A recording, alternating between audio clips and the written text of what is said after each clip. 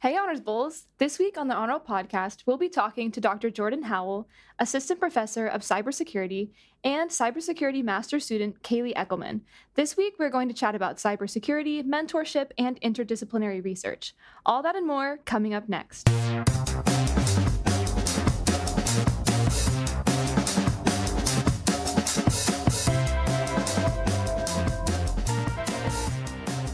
Hey, Honors Bulls! Welcome to the Honor Roll podcast, the flagship podcast of the Judy Genschaft Honors College Podcast Network.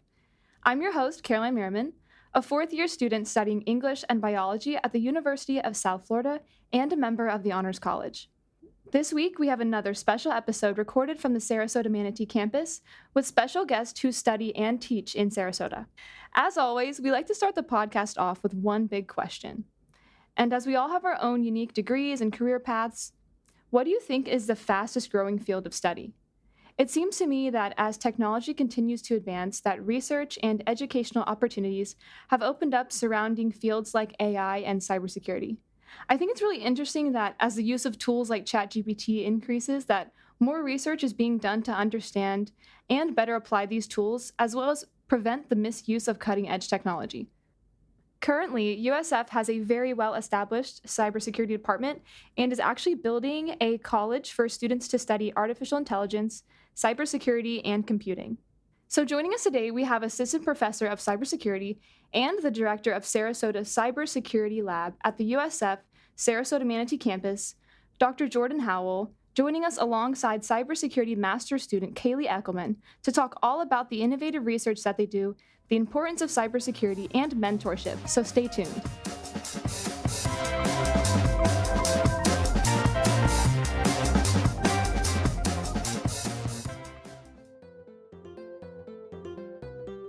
Are you interested in graduate study, prestigious scholarships, studying abroad? Serving all three USF campuses, the Office of National Scholars, ONS, mentors USF students for prestigious awards and scholarship programs focused on research, international education, graduate study, and intellectual development. If you're interested in applying for awards like Fulbright, Rhodes, or Marshall, don't wait. Meet with an ONS advisor to discover what's possible. You can visit the ONS website or drop by their office on the second floor of the Judy Genschaft Honors College building to learn more. Hey, Honors Bulls! Welcome back to another episode of the Honor Roll podcast. For today's episode, I'm joined by Dr. Jordan Howell and Kaylee Eckelman. Dr. Howell directs the Sarasota Cybersecurity Lab, housed on the USF Sarasota-Manatee campus, and is an assistant professor in the Department of Criminology, whose research hones in on the human factor of cybercrime and how technology can be used to prevent cybercrime attacks. Also joining us is Kaylee Eckelman. She is a master's student at the Sarasota-Manatee campus and is pursuing a graduate degree in cybersecurity, and she works alongside Dr. Howell as the lab manager of Sarasota Cybersecurity. So would each of you like to introduce yourself, give a little bit more about your background? I guess I'll start. I did my undergrad at USF in finance. And shortly before my final semester, I decided that cyber was something that I wanted to go into. I was always interested in data analytics and technology and anything like that. So it just seemed like the right choice to kind of go into. So, yeah. Yeah, well, firstly, thanks so much for having us. I'm excited to be here and talk about our research and some of the cool things we're doing. And I am very biased when I say cool things. So I think you nailed it. I'm a professor here at USF. All of my research in the area of cybersecurity. What we do at USF, Sarasota Cybersecurity, is a bit unique because we try to blend the social and the technical sciences, but in a way that has practical, real-world implications. So we don't want to just conduct research so it can sit on a bookshelf and maybe get a citation or two, right?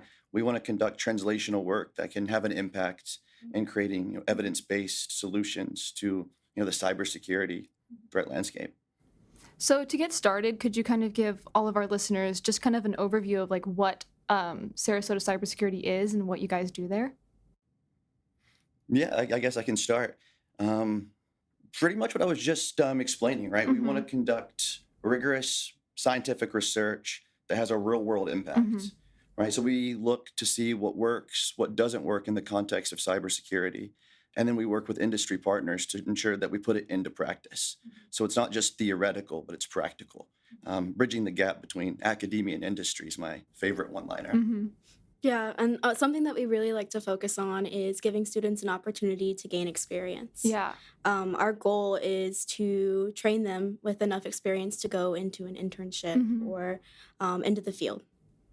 So Kaylee has a good point. I want to elaborate on that. I should have brought that up. I was talking about what we do research-wise. But more important than that, I agree. It's really the way we train students.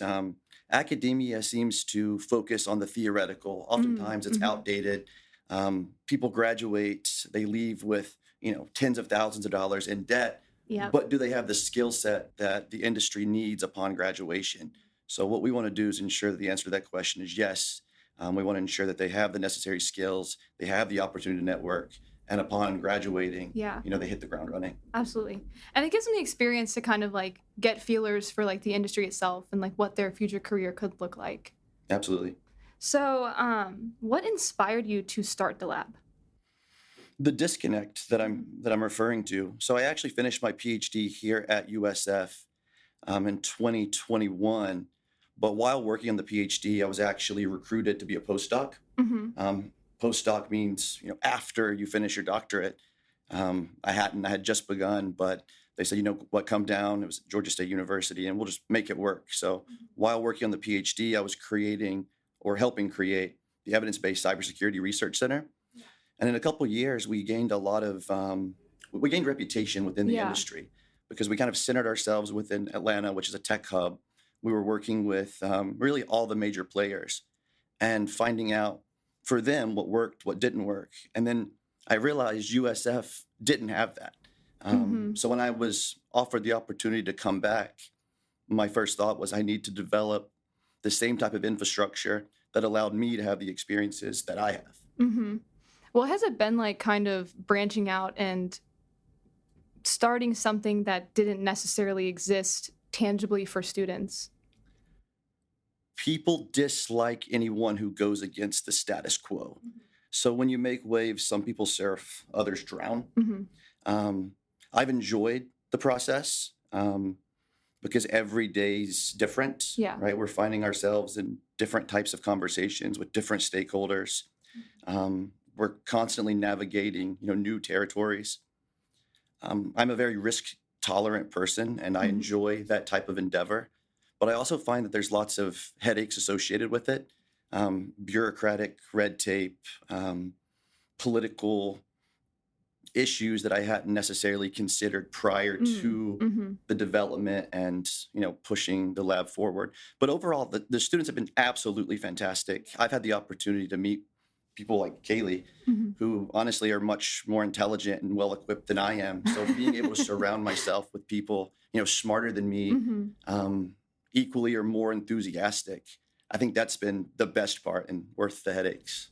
So you both have mentioned kind of like the student involvement in the lab. Could you talk more about like what student roles look like and maybe how many students you guys have involved in your work?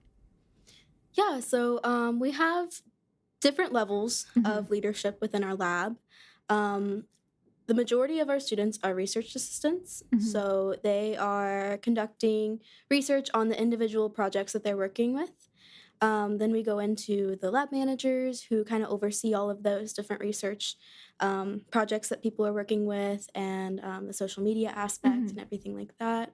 How many students would you say we have? It's been interesting. So really a year ago, the lab was just a word that I said. I said we're a lab, people met virtually, but we kind of just manifested it into reality. And now USF Sarasota Cybersecurity is the only officially sanctioned cybersecurity lab across all 3 campuses. Wow. Like the official logo and everything. That's so cool. Very official. Congratulations, by the way. Thank you so much. We have roughly 50 people in the lab, mostly students.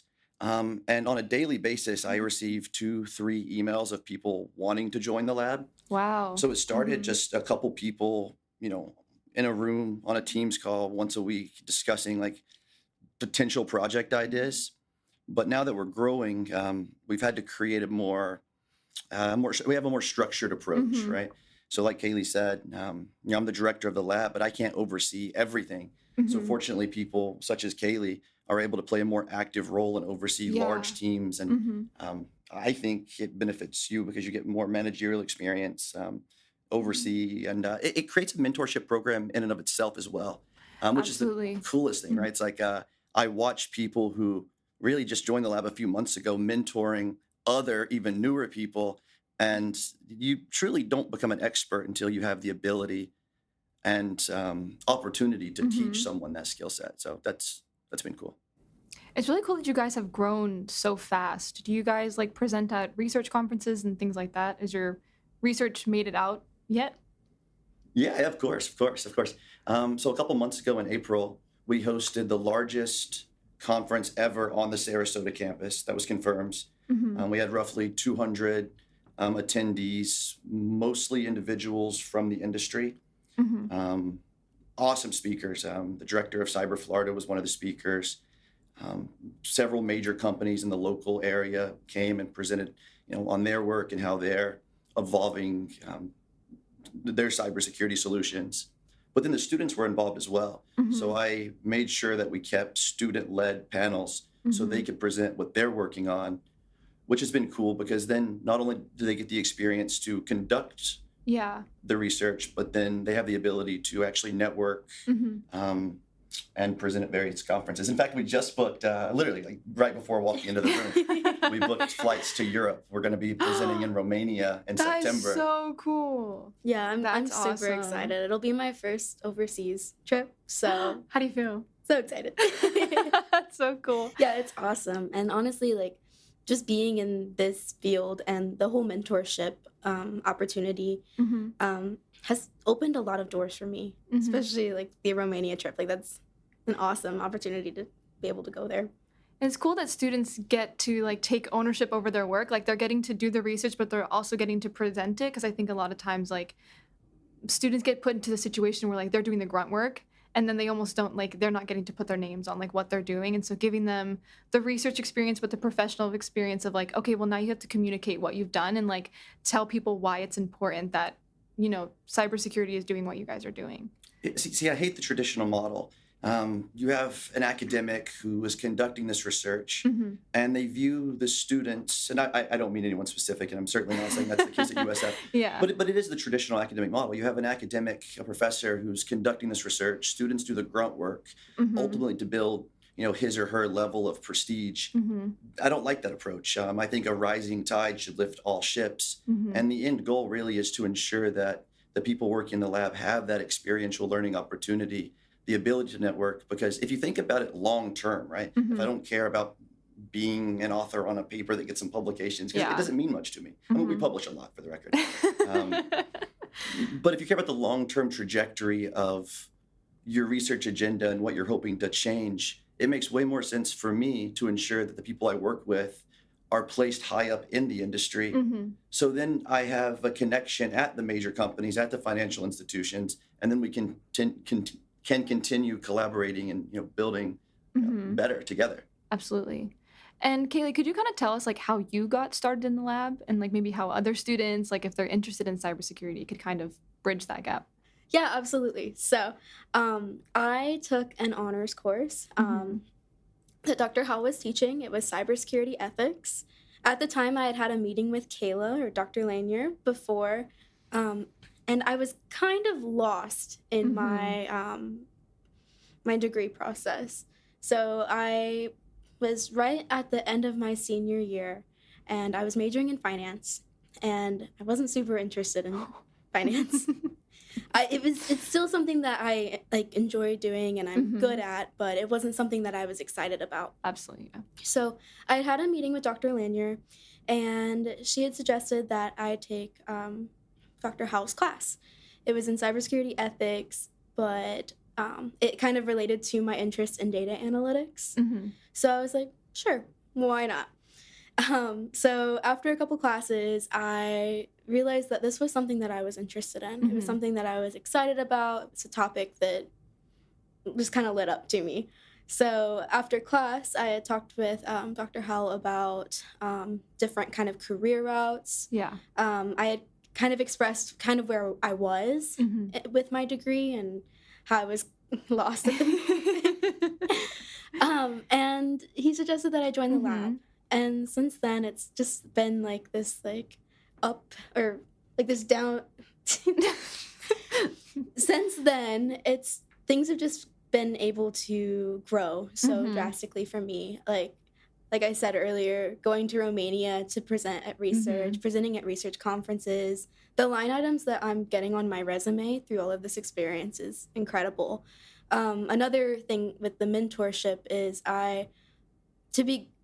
at the end of my degree, I wasn't planning to go to grad school.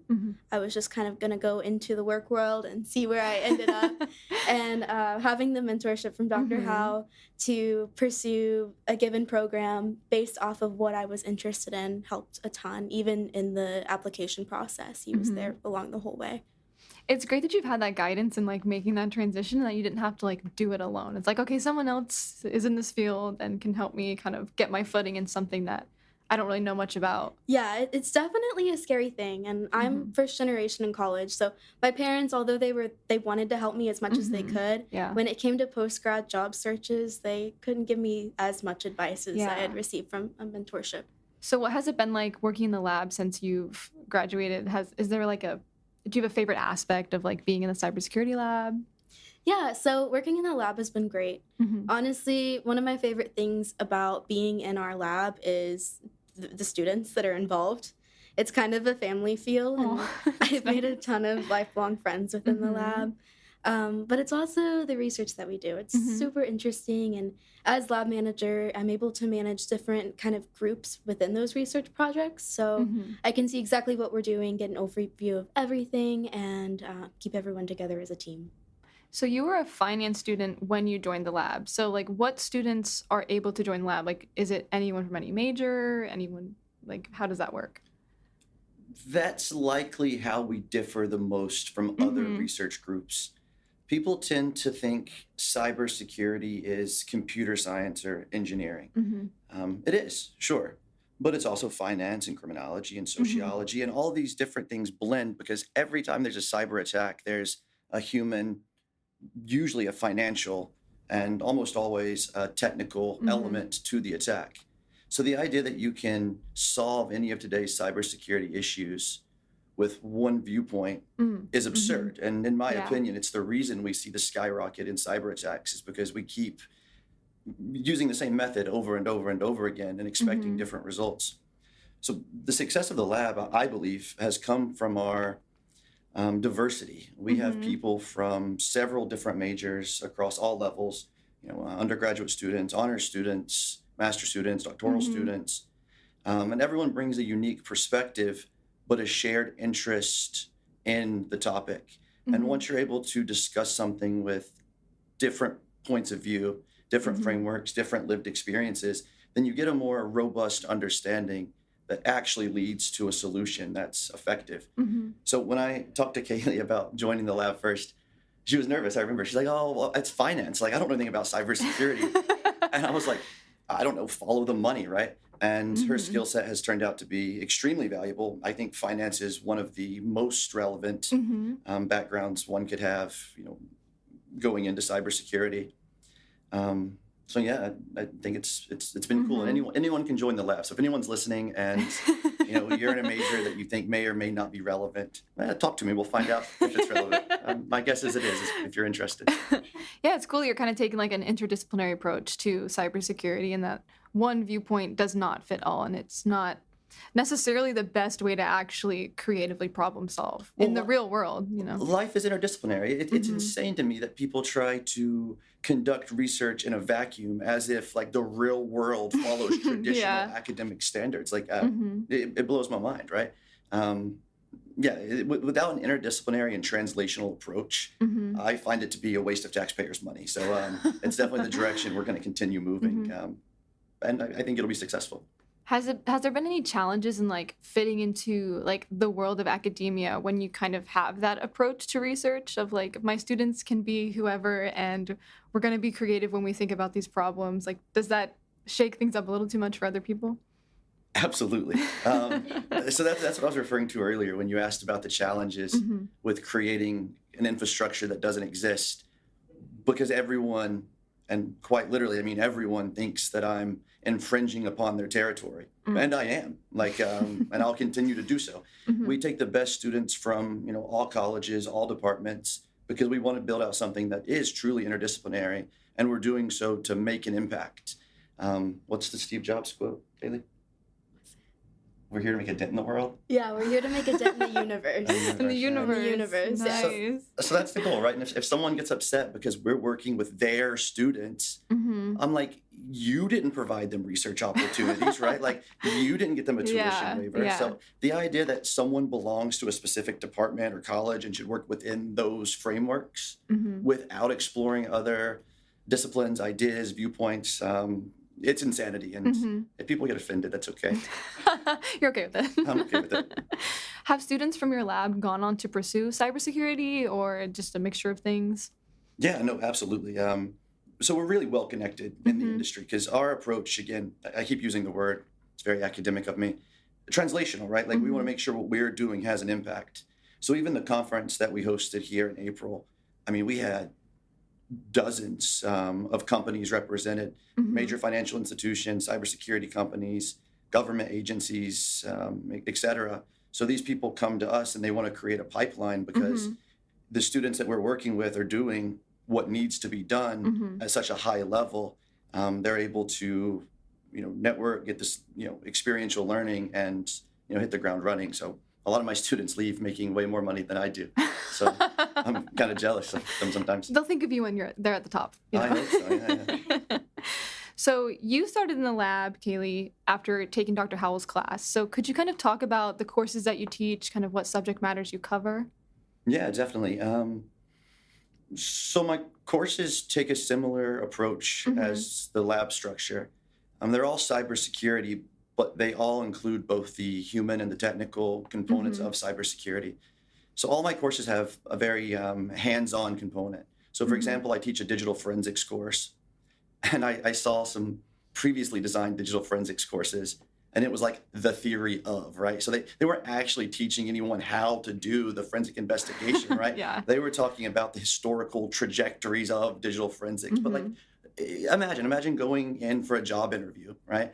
And you're applying to be a forensic examiner, and they're like, okay, do you know how to use this software, this? And the guy's like, or guy or gal's like, well, no, but let me tell you about these theoretical frameworks that led to the development of blah, blah, blah. No one cares, right? Like if you don't have skill sets when you graduate, you're not going to get the job. So all of our courses, and I think you're going to be my research assistant, so our courses you'll be teaching with me this upcoming semester, have a hands-on approach. We make sure that there's lab structures. We have lots of simulated worlds and environments where people actually have to conduct the investigations, but then they have to understand it as well. A lot of computer science courses are very build this without understanding what or why.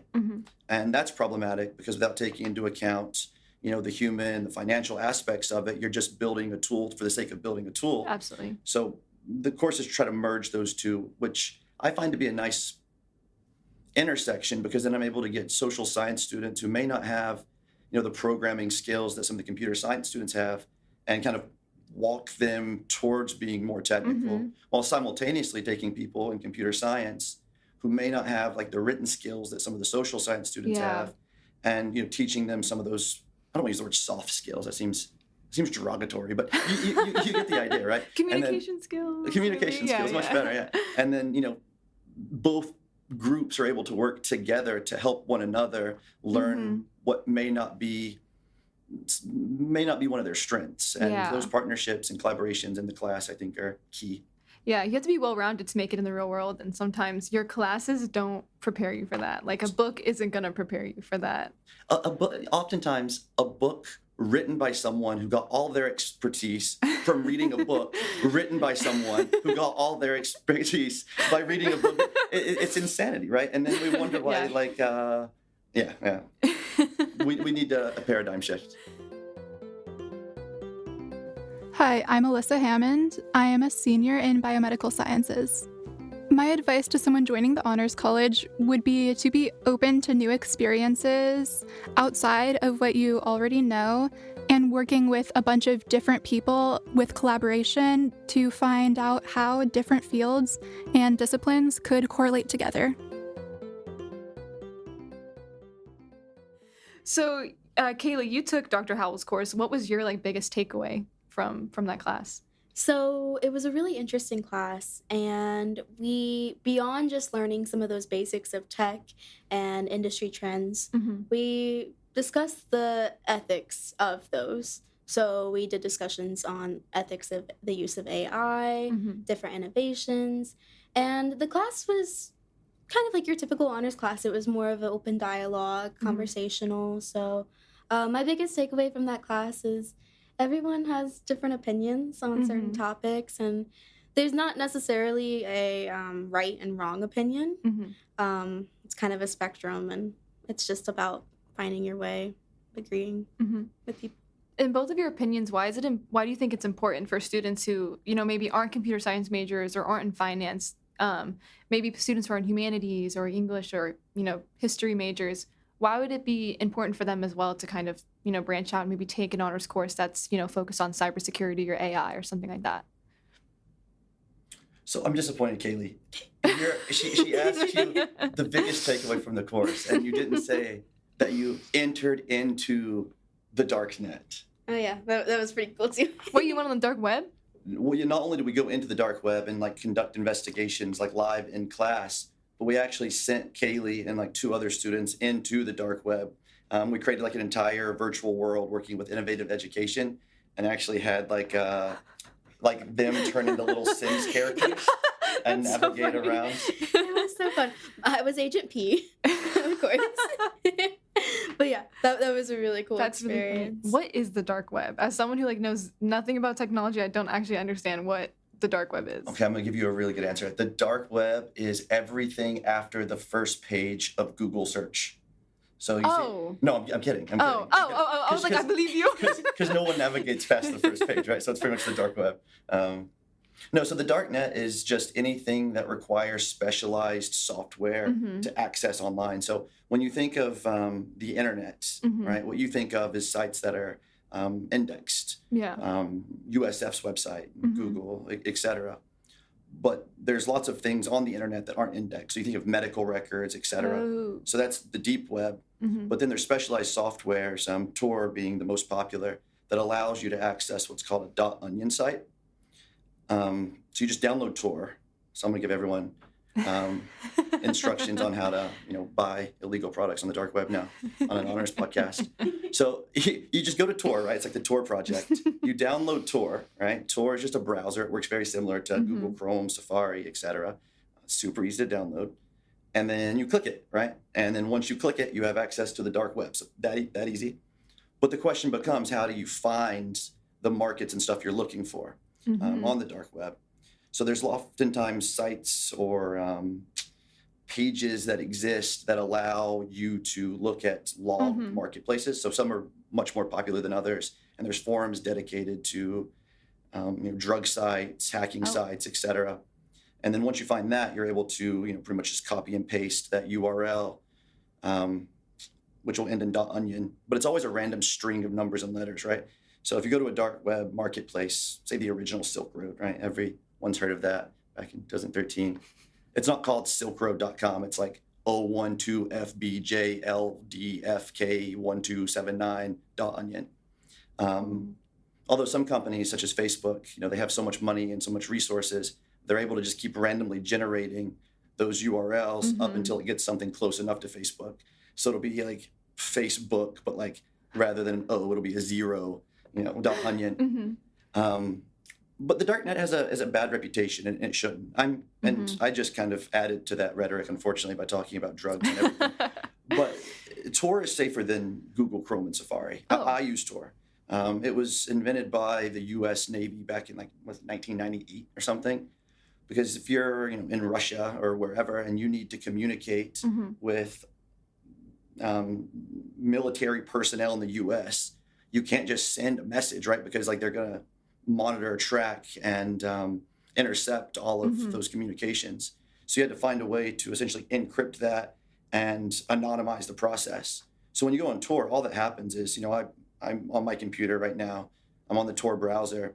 And rather than the direct client-server model, which pretty much just means that, my computer walks up to, USF server's door and says, hi, can I come in with my IP address? Rather than doing that, it just bounces around, right? So it would go from my computer to a computer in Germany, to a computer in Denmark, to a computer in Russia, to a computer here, and here. And all of those nodes are encrypted. So you don't know from where they came or where they're going. So by the time it actually gets to the door, they've pretty much lost the ability to track the individual. That is crazy. So that's but people. My point here is people use it for legitimate things, right? Yeah. So yeah. you're in a country where there's a dictator or whatever, or you're trying to be a whistleblower, or you're trying to access, medical care that may be not available in your country or state these days, right? The dark net essentially allows you the ability to do that without being traced. It doesn't have to be taboo. There is use to the dark web. Yeah, and privacy is an important thing, right? I think it was Edward Snowden. He said, just because you don't have anything important to say doesn't mean the First Amendment's not important, right? Same with privacy. It's just because you don't have anything to hide doesn't mean you don't deserve privacy. If you right now were can I look through your computer? I have nothing to hide. I'd be like, no. And I think that's how we should think, right? Get back to privacy, security. So when you're teaching your class, what do you hope that your students take away from what you've taught them? And that's a good question. Several things, I guess. I don't want it to be boring, right? I don't want them to feel as if they're coming in and listening to a self-righteous professor who's talking about a book that he wrote that may or may not have any relevance in the real world. I want to make sure that every time someone comes into my class, they're taking away something, and that's a skill set. It's a perspective. It's a networking opportunity. It's the ability to stand in front of a class and present your work with confidence. I want to make sure that when you leave my course, you're better at something. And oftentimes just knowing how to present yourself and talk about the things that is a skill in and of itself that's oftentimes overlooked in academia. So every course, I didn't for the honors course, so maybe not every course. I have a portfolio style assignment now. And the final's really just designed around presenting yourself and what you've learned and how it's relevant to potential employers. Because people oftentimes don't think about that. But if you're forced to, and you start writing it out, I learned this skill, I used this software, this is the career in which it could be relevant. Now you actually have a trajectory when you graduate, right? You're not just hoping for the best, right? You're okay, well, this is what I've learned, and these are the people looking for that. So this is a next step. Why would each of you kind of urge students maybe from, whatever background or degree path to look into cybersecurity or to, look into vocations or career paths, in that field? So the field is rapidly growing, especially with AI advancements. And just coming from me, I started in finance. Cybersecurity, even though finance is related to cybersecurity, it's not something that I would have just I should do cyber. Yeah. So it's really interesting stuff. It's a rapidly growing field. There's always going to be jobs available in it. And it's something that's central to today and how everything is evolving in the tech landscape. So I would highly suggest no matter what your major is, you're not stuck in that specific field. You can explore and see what actually interests you. And now that you've kind of switched over from finance to cybersecurity, what are you hoping to do with that degree in the future? Yeah, so the biggest thing for me was making sure that I was still able to use my finance degree. It was a lot of work. Don't want to go to waste. I don't want to waste. I know a ton about taxes and things now. So I'm really interested in cybersecurity in the financial industry. And I'm hoping to just blend both of those skill sets into a career that I can do that has kind of a niche to it. That sounds amazing. Yeah. Wait, I want to answer the question too. But my answer is not as good as Kaylee's. But I think it's going to be a more attractive selling point than Kaylee's. All right, so when I finished my PhD, I thought to myself, oh man, I'm not a real doctor. I should have gone to medical school, which actually isn't true, right? They stole the term doctor from professors. but I still don't go by the doctor. So also stop calling me Dr. Howell, Kaylee. It's Jordan. But I was like, oh man, like they're the best and brightest, right? Mm-hmm. And then I realized that you can make just as much or more money and not have to be in a medical facility all day long True. dealing with bodily fluids, right? So with cybersecurity, you're able to pick up your computer and work in Romania or Greece or Mhm. wherever, and you're able to connect to different partners around the world. You're able to travel. So it allows more flexibility and, given the national skill shortage, more job security. So cybersecurity, in my opinion, is the best career path, but it can vary by us, right? Mm-hmm.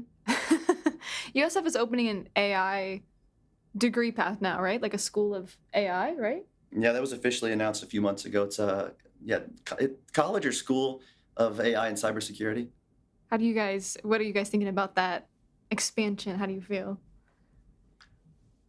I hope they do it right. Mhm. I have faith in the president of USF. I know the intentions are great. Mm-hmm. We have Cyber Florida, which is a powerhouse here at USF. Mm-hmm. I think it would be crazy not to do what President Law has decided to do. Yes. Mm-hmm. I hope that it's staffed with the right people, Mhm. because oftentimes the people with the biggest names have the biggest names because they were big 30 years ago. And that can be problematic in cybersecurity, right? Because Mm-hmm. academia works extremely well for archaeology and Chinese literature, where we can sit around and theorize and debate things for 1,000 years because the text doesn't change, right? The bone is still a bone. With cybersecurity, it's not the case. So oftentimes you'll get people who had an awesome career, right? Mm-hmm. Like, I mean, the top of their field. And then they'll retire and stay in cybersecurity, but they're still talking about things that were revolutionary Mm-hmm. in 1984, right? But I'm pretty sure we were still using AOL in 1984. I don't think Kaylee even knows what AOL is. She made fun of me for using LimeWire. So I think it's important that we build the college in a manner that keeps up with, let me rephrase, not keeps up with. That's the problem, right? Keeps up with is becoming the goalpost. Mm. We shouldn't keep up with. We should be ahead of industry Mhm. standards and actually drive innovation, not Yeah. fail at keeping up and then say, oh, we're going to try to keep up. Mhm. It's crazy. I was just gonna say it's cool that students will actually have the opportunity to like pursue that as like an undergraduate degree path, kind of outside the scope of just research in cybersecurity. How do you think housing interdisciplinary lab spaces like Sarasota Cybersecurity enriches the community on this campus, but maybe kind of throughout the USF community as a whole? Yeah. So when I accepted the position at USF, we were told that we would have physical lab space before I arrived, Mhm. which was 2 years ago, and we don't have physical lab space. And at first, I viewed that as a huge problem. Really, Mhm. like I was really annoying. Like I was sending emails on a daily basis. When can we move in? I need this. I need this. I need this. Because that's what we've been told we need. And while I do think there's benefits, and I'll get to that in just a second, I found that having a virtual space and a virtual world allows like for more access, right? Mhm. So by not having that physical space, I was able to get more people to come from across all 3 campuses, across all different levels. Some people who have cars, they don't have cars. People are traveling, they're still coming to meetings. We have several people from overseas that join our lab Wow. meetings. So I do like the idea of having a physical space because it allows us to, have all of our computers Mhm. there. And there's nothing better than having a conversation after a meeting, because that's where the best ideas are oftentimes generated. Mhm. And I meet with several people regularly. Kaylee's one of them, Sky, Frank, shout out to them, I guess, right? Like, and we'll talk about these projects, we advance things in a physical space. Mhm. But then having the hybrid world where we can have people access the lab from all over has really benefited us. And that's probably the answer to your question earlier on how we've expanded so Mhm. quickly, because we're accessible, right? Like, Yeah. you don't have to drive 2 hours, Yeah, even if that's it would be nice. an awesome opportunity to listen to the podcast. Yeah. But they are building out the lab space. I Mhm. got to give credit to Brett Kimker and Sandy Justice and everyone who's helped facilitate that. And we're going to have 3 labs, several dozen computers. Wow. And it's going to allow us a place to, store and transmit data, conduct investigations. Mhm. It's going to be an awesome place to host the honors courses moving forward, because I was really shocked too, but I had one request when teaching the honors course, right? I was like, I need a computer lab. And they're like, well, we don't have a computer lab here on the Sarasota campus. And I'm like, no, not a computer lab. I just need like a room with computers. And they're like, we don't have that. I was like, what do you mean we don't have that? My high school had that. Like, and I was in a high school that was like in middle of nowhere, Tennessee, like surrounded by a cow pasture, like crazy. So having that space is going to allow us to provide even more access and hands-on experiential learning. Plus, it allows us to network and invite people out to demonstrate our capabilities, which is important, right? If you are able to host someone physically and show them what you're working on, I think it'll do wonders for furthering the development of the pipeline that we've created. Outside of like moving into your new lab and kind of expanding those projects, do you have any other like future hopes or plans for like, the lab in the next, coming months or years?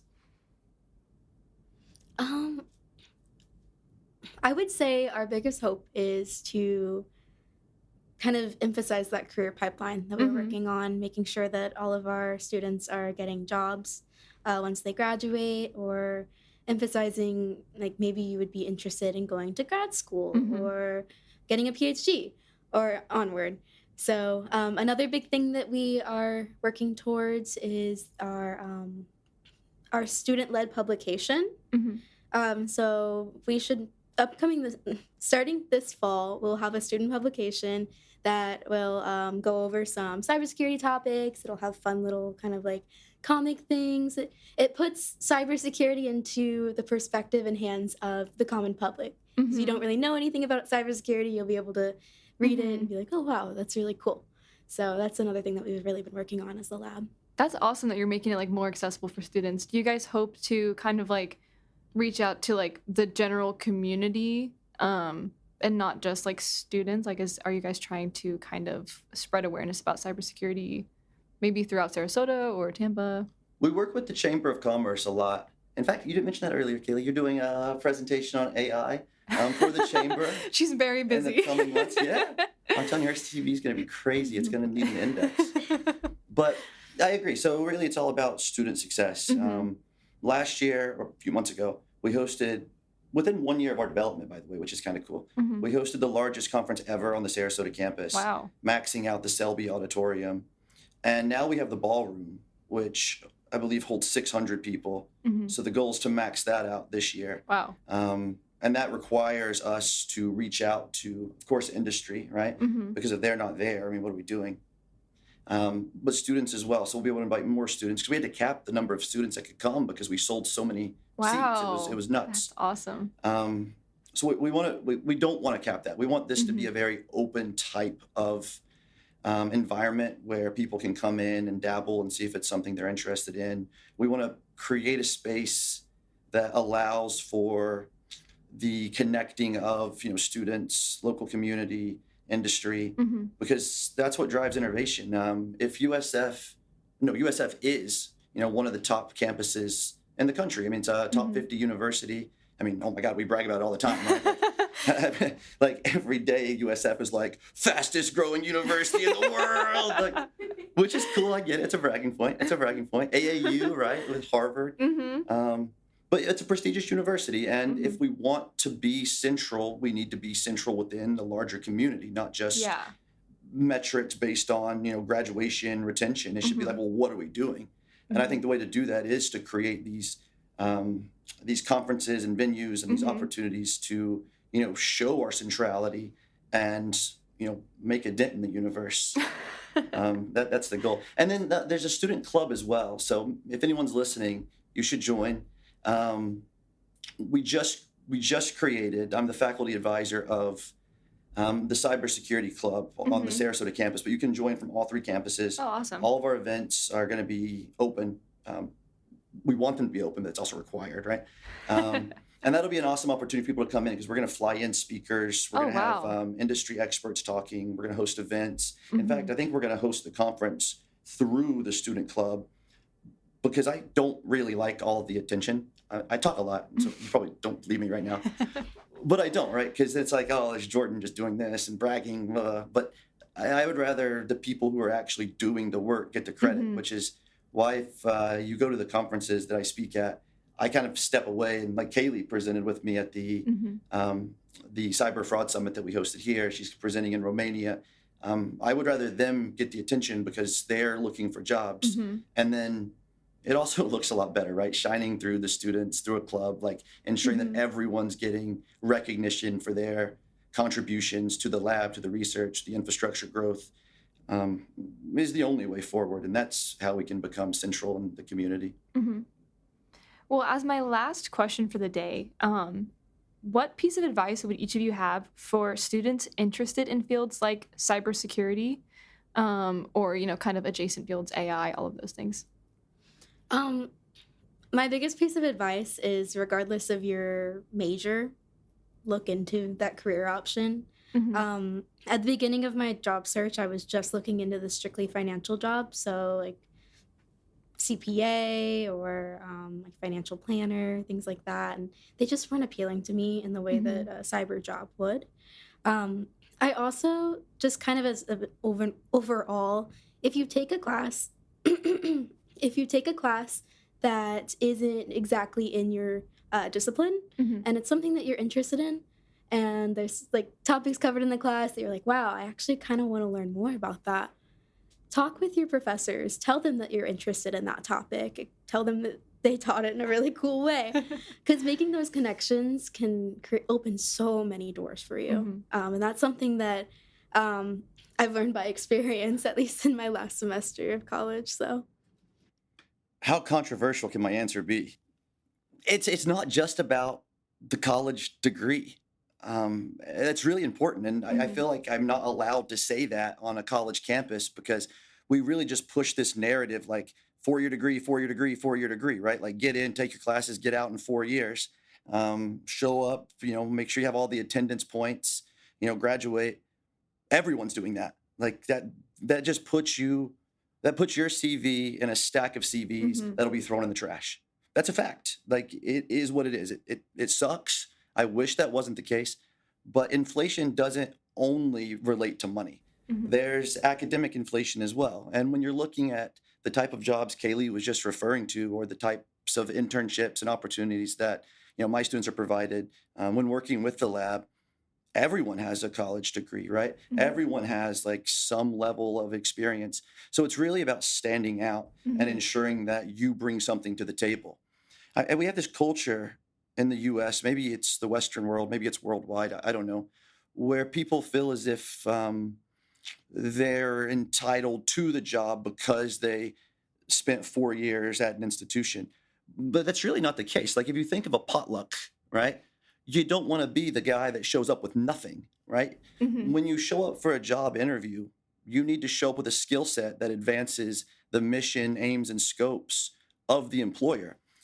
So for me, it's ensuring that you're learning while in school, right? Like getting the A in your classes, if your class is on the theory of digital forensics, doesn't necessarily teach you how to conduct a forensic investigation. So taking an effort to self-teach outside of the classroom, taking what you learn in the classroom and evolving it through extracurricular activities, that's a big one. So and that was in no way saying like academia is not important, like the university is not important. Like it is important. You do learn several very important things: the ability to communicate, timeliness, professionalism. But that's not always enough. So take what you're learning in the classroom, work in labs like Sarasota Cybersecurity, apply those skills, and network, right? Like ensure that you're meeting the people who will be hiring when you graduate, because it's a lot better if you know the person, right? That's just, it is what it is. Like there's a saying, it's not what you know, it's who you know. It's both, but who you know certainly matters. And then continued education is a big one as well. So as soon as I got to USF, I immediately re-enrolled in several degree programs. So I have my PhD. Obviously, I can be a professor without the degree. But I enrolled in a master's in cybersecurity, intelligence, and information security, which is the longest degree title ever. Like, why does it have the word security in it twice? I don't know. But I was able to take classes from various departments and colleges. So I took courses in MUMA and engineering. And while I knew a little bit about the topic, that kind of advanced my understanding and allowed me to do more self-learning outside of the classroom. So I'm still enrolled. Like I finished a graduate certificate in cyber intelligence just this semester, strategic intelligence the semester before. When I was doing the PhD, I dual enrolled in a digital forensics program. Wow. It's about taking the initiative and learning. And there's tons of certifications. And if you're at USF, you have access to LinkedIn Learning. It's awesome. Like you can go on the My USF and it's like LinkedIn Learning. And if you're like, oh, I want to do this, but I don't know how to, code. There's so many awesome accessible courses in Python or whatever.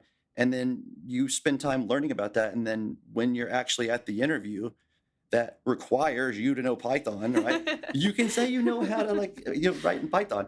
So yeah, just taking the initiative to understand your employer's needs is crucial, right? And having the energy to continue evolving, right? Like we're lifelong learners, and everyone, not just students, should remember that. Well, thank you both so much for joining me today. I appreciate hearing about all your experience at the Sarasota Lab for cybersecurity, and I'm sure there's going to be a lot of students reaching out to you after this podcast comes out. I hope so. Twitter, you can follow me there. It's Dr_cybercrime. So it's Dr_cybercrime, CYBERCRIME. The goal is to be a Spider-Man villain, which is really why I'm getting all the degrees. So. Or email me at cjhowell@usf.edu. Yeah, or an email. But Twitter's cooler.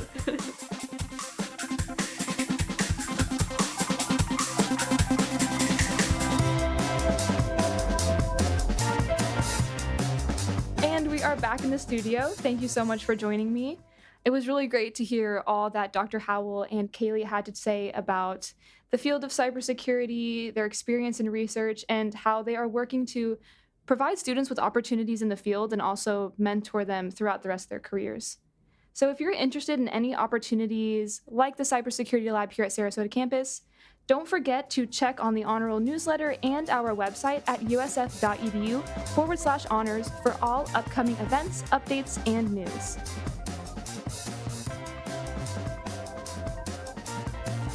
All right, that'll do it for this episode. Today's podcast was recorded at the University of South Florida's Sarasota-Manatee campus.